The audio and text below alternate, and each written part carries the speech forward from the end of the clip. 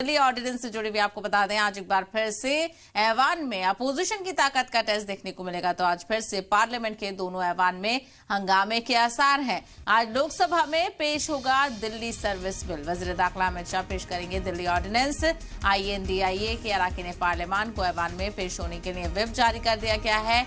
4 अगस्त तक सभी अरकान को पार्लियामेंट में मौजूद रहने की हिदायत दी गई है। हंगामे के सबब कल नहीं पेश हो सका था बिल और लगातार उम्मीद की जा रही थी कि कल लोकसभा में बिल पेश होगा, लेकिन अपोजिशन का जबरदस्त हंगामा देखने को मिला। मणिपुर मामले को लेकर चर्चा के लिए अपोजिशन लगातार अपनी आवाज उठाता हुआ नजर आया और इसी के तहत लोकसभा की कार्यवाही लगातार मुलतवी रही। तो मॉनसून सेशन का आज 9वां दिन है और आज भी जबरदस्त हंगामे के आसार देखने को मिल रहे हैं, जो कि अपोजिशन मणिपुर का मामला हो या दिल्ली ऑर्डिनेंस से जुड़ा हुआ मामला हो, सभी को लेकर हंगामा करता हुआ नजर आ रहा है। मजीद जानकारी हासिल करेंगे। मनीष शुक्ला हमारे साथ इस वक्त जुड़ गए हैं। मनीष, लगातार कहा जा रहा था कि कल दिल्ली ऑर्डिनेंस पे बात होगी, लेकिन कल तो नहीं हो पाई। क्या आज ये मामला लिस्ट है शेड्यूल में?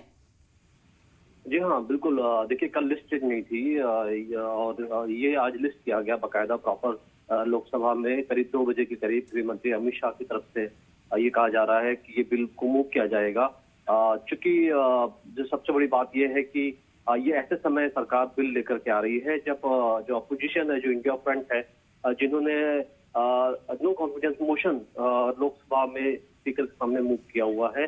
तो ये एक ऐसी सिचुएशन है जहां पर जो इंडिया है, खासतौर पर जो अपोजिशन फ्रंट है, वो अपनी ताकत दिखाएंगे।